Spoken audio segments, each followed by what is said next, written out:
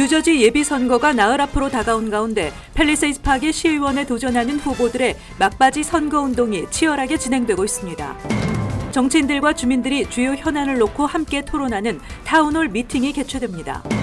노아은행 신흥수 행장이 SBA 대출 사기와 뇌물수수 혐의 등으로 연방검찰에 체포된 지 하루 만에 어제 보석으로 풀려났습니다. 5월 말 현재 미국 내 홍역 발병 건수가 1000건에 육박하면서 27년 만에 최대치를 기록했습니다. 뉴저지주가 지난해에 이어 올해도 주정부의 셧다운 우려가 고조되고 있습니다. 이상은 이 시각 주요 뉴스입니다. 시청자 여러분 안녕하십니까? KBN 뉴스입니다. 뉴저지 예비선거가 나흘 앞으로 다가왔습니다.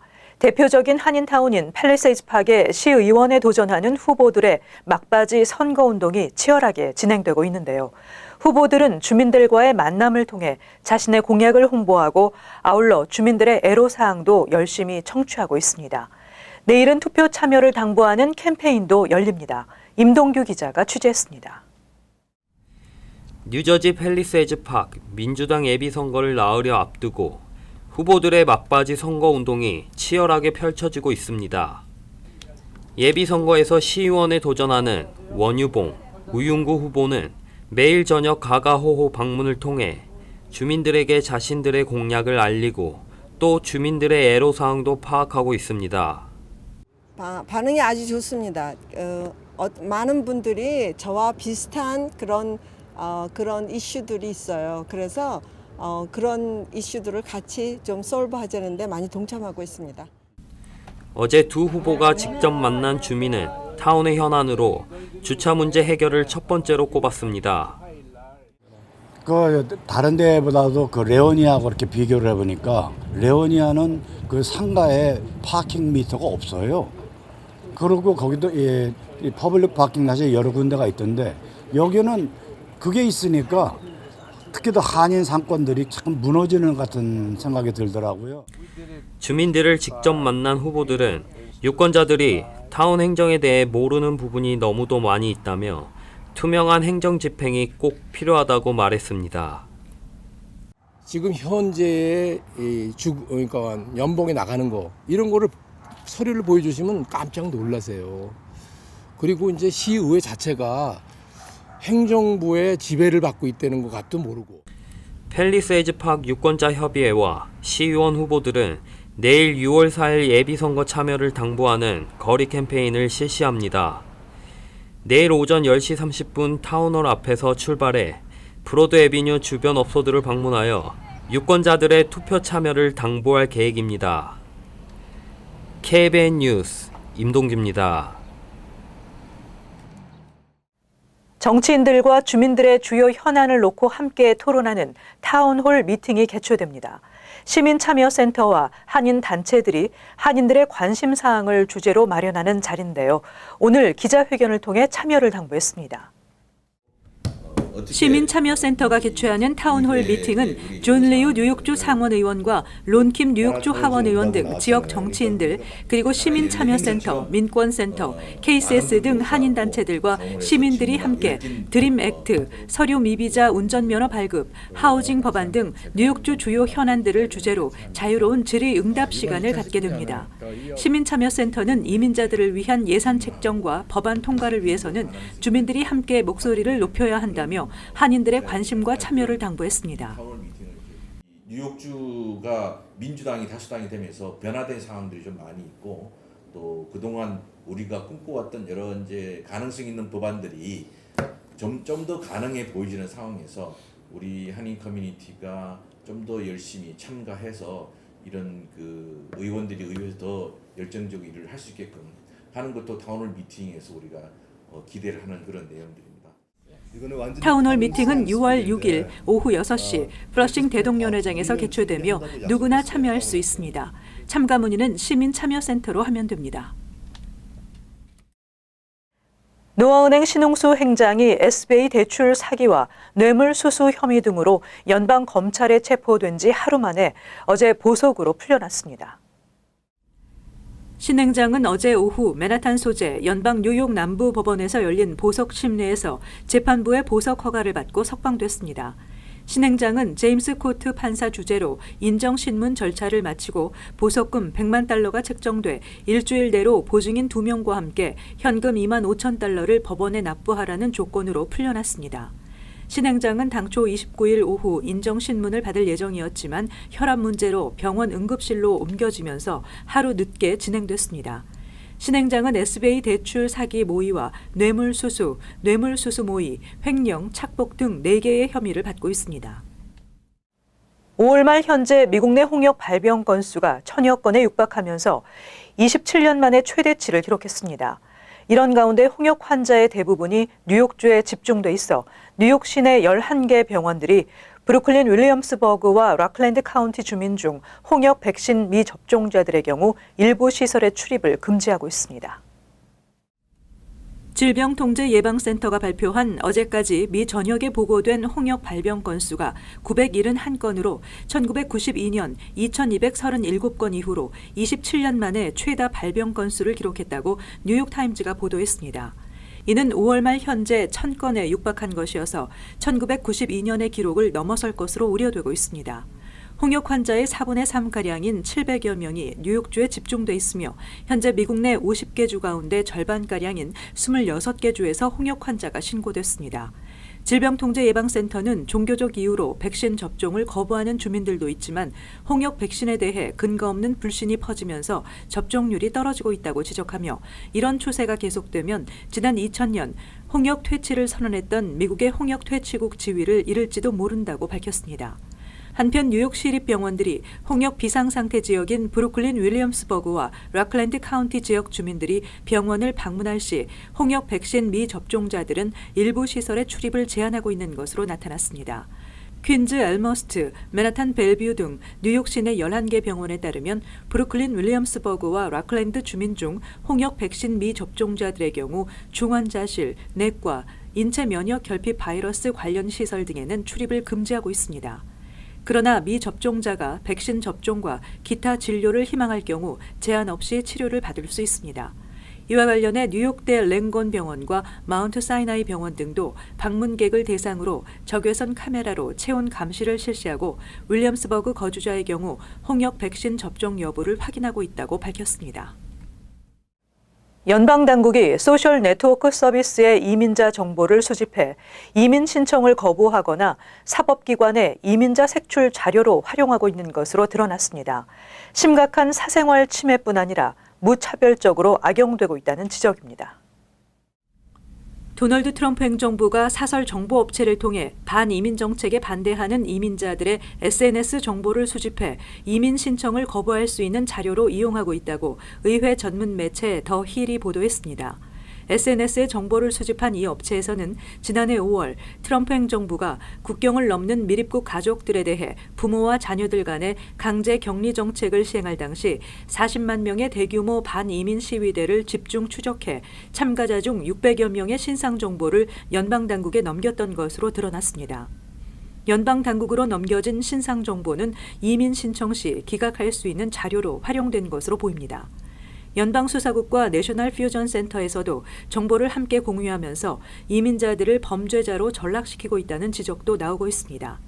이에 따라 주를 비롯해 지역 사법기관에서도 이용할 수 있는 권한이 생기면서 경미한 교통 위반에도 체류 신분 문제 등으로 집중 조사를 받게 돼 체포를 당하는 경우가 생겨 자칫하면 추방까지 이어질 수 있다는 우려가 나오고 있습니다. 신문은 트럼프 행정부의 심각한 사생활 침해뿐 아니라 무차별적으로 악용하고 있는 SNS 정보 수집을 막을 수 있는 연방의회 차원의 근본적인 대책이 필요하다고 지적했습니다. 뉴저지 주정부 예산안 통과 시한을 한 달 남겨놓고 있는 가운데 지난해에 이어 올해도 주정부의 셧다운 우려가 고조되고 있습니다. 2019-2020 회계년도 주정부 예산안은 오는 6월 30일까지 주의회를 통과해야 하지만 필 머피 주지사와 스티븐 스위니 주 상원의장은 부자 증세 등을 놓고 팽팽히 맞서고 있어 예산 처리 시한을 넘길 수 있다는 전망이 나오고 있습니다. 뉴저지주는 지난해에도 머피 주지사와 스위니 주 상원의장 간 대립으로 인해 예산안 처리 마감 시한을 수시간 남겨놓고 극적으로 위기를 넘긴 바 있습니다. 머피 주지사는 새 예산안에 연소득 100만 달러 이상 소득세율을 현재 8.97%에서 10.75%로 올리는 이른바 부자 증세를 반드시 포함시켜야 한다는 입장이지만 스위니 주 상원의장은 어떠한 증세도 반대한다며 무조건적인 거부 입장을 보이고 있는 것입니다.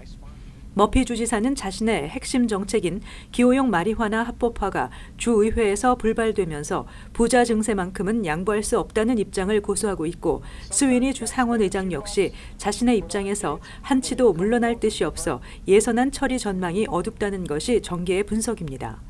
재선을 노리고 있는 머피 주지사와 역시 주지사의 도전을 고려하고 있으며 남부 뉴저지 정치권을 장악하고 있는 스위니 주 상원의장 간의 갈등 양상은 오는 2021년 주지사 선거 때까지 거듭될 전망입니다. 2019년 봄학기 미국 전체 대학에 재학 중인 학생 수가 감소 추세를 보인 가운데 전국 사립대 진학생은 늘고 공립대는 줄어든 것으로 나타났습니다. 2019년 봄학기 기준 전국 대학 재학생 통계에 따르면 전국 비영리 4년제 사립대 등록생은 380만 3,576명으로 1년 전보다 3.2% 증가했으며 반면 4년제 공립대 재학생은 759만 8,237명으로 1년 전보다 0.9% 감소했습니다. 교육 관련 조사기관 전국 학생 클리어링 하우스 NSC가 어제 발표한 바에 따르면 사립대의 경우 지난해까지는 학생 수가 매년 감소세를 보였지만 올 들어 증가세로 돌아섰으며 특히 전체 학생 수가 10,000명이 넘는 대형 사립대는 전년보다 8%나 학생 수가 증가했습니다. 반면 공립대는 2014년에서 2017년 학생 수가 매년 증가세를 보였으나 지난해부터 감소하기 시작해 2년 연속 줄었습니다. 2019년 봄학기 미국 전체 대학에 재학 중인 학생은 1,754만 2,109명으로 전년보다 1.7% 감소했습니다. 뉴욕, 뉴저지 역시 대학생 수가 줄었습니다. 뉴욕 소재 공립사립대학의 경우 2019년 봄학기 전체 재학생이 101만 5,816명으로 1년 전보다 1.1% 감소했으며 뉴저지 소재 공립사립대학은 재학생이 총 36만 1,569명으로 1.1% 줄었습니다. 전공별로 경영학과 의료 관련 대학생 수가 감소세가 두드러졌는데 경영, 마케팅 분야 대학생은 총 155만 3,871명으로 전년보다 1.4% 감소했고 의료 보건 분야 대학생도 106만 2,991명으로 전년에 비해 1.1% 줄었습니다. 반면 컴퓨터 공학을 전공하는 대학생은 44만 6,180명으로 전년보다 5.4% 증가했습니다. 최근 뉴욕시의 옐로캡 기사들이 생활고를 비관해 자살하는 등 사회 문제로 대두되고 있습니다. 뉴욕시 옐로캡의 메달리온 가격 하락과 함께 기사들의 수입이 6년 전에 비해 3분의 2 수준으로 낮아진 것으로 조사됐습니다. 2019년 3월 현재 뉴욕시 옐로캡의 월 수입은 9,100달러로 2013년 옐로캡의 월 수입 14,400달러였던 것에 비해 36%나 감소했다고 뉴욕 데일리 뉴스가 어제 보도했습니다. 옐로캡 업계의 주요 쇠퇴 원인은 2013년 이후 그린캡과 앱에 기반을 둔 차량 공유 서비스 우버와 리프트 등의 본격적인 등장에 따른 것입니다. 2013년 3월 뉴욕 시내 옐로캡 이용 횟수는 매일 평균 50만 회로 최고조에 달했지만 지난 3월에는 25만 2천 회로 6년 전의 절반 수준입니다.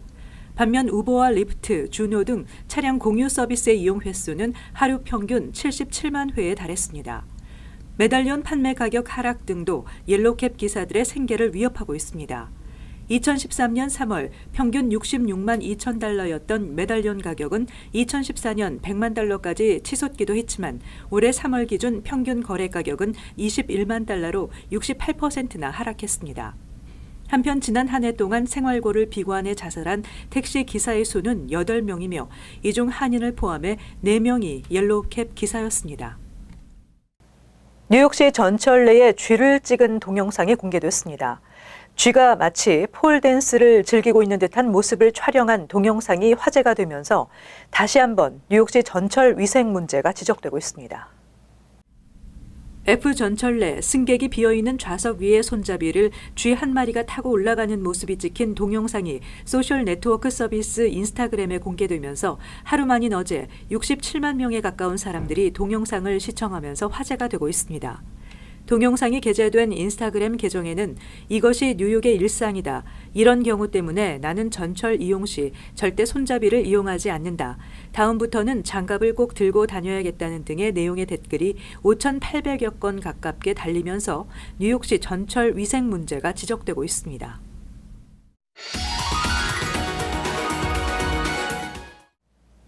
이어서 LA 지역 한인사회 소식입니다.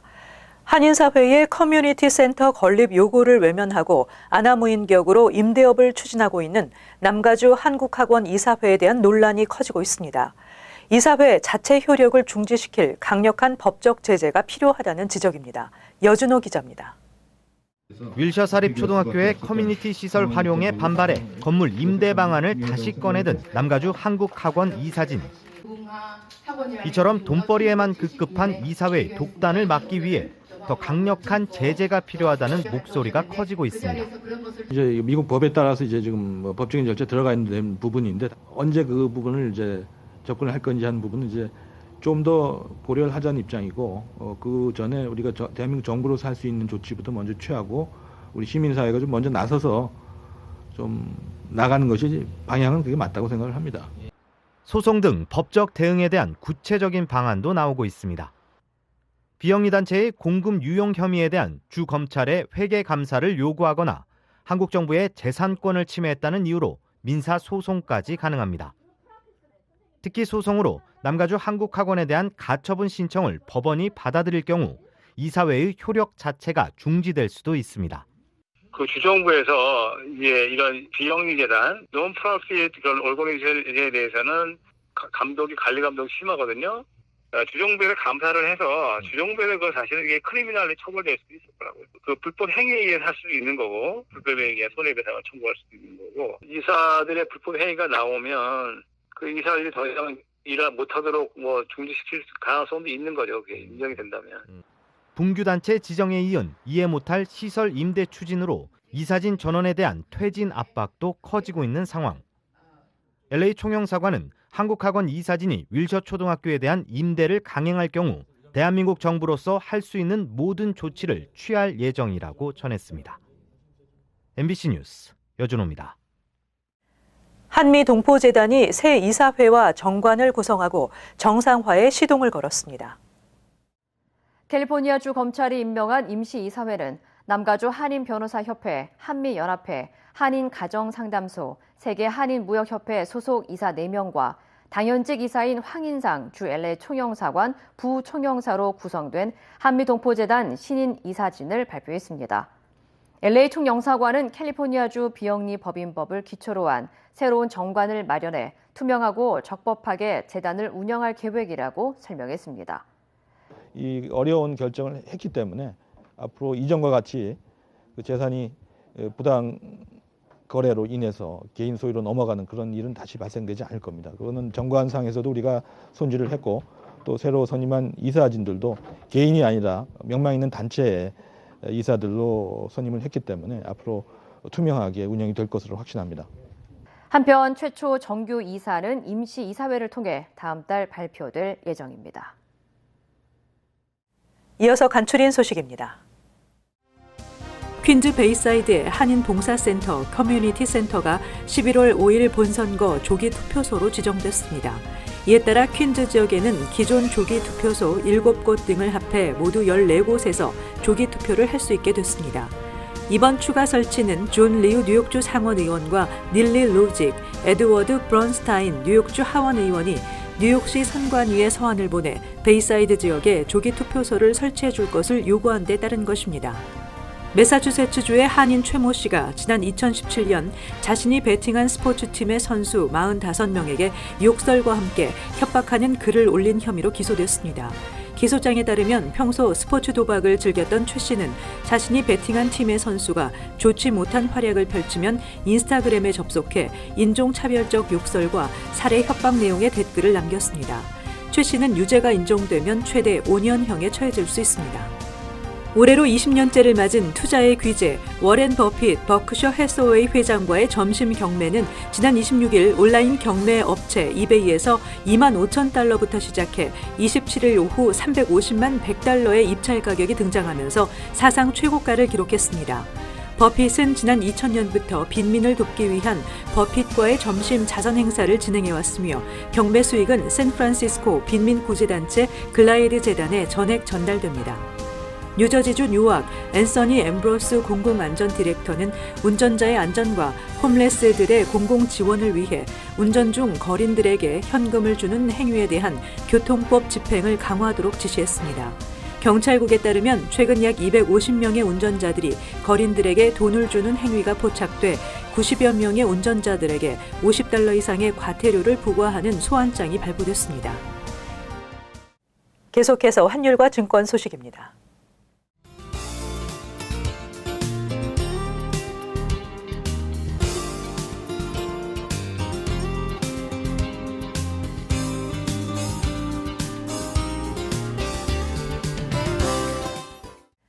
끝으로 날씨 전해드립니다. 토요일 대체로 맑겠고 낮 최고 기온 81도, 섭씨 영상 27도, 밤 최저 기온 61도, 섭씨 영상 16도 예상됩니다. 일요일 가끔 흐리고 오후에 비와 소나기 예상됩니다. 월요일 대체로 맑겠습니다.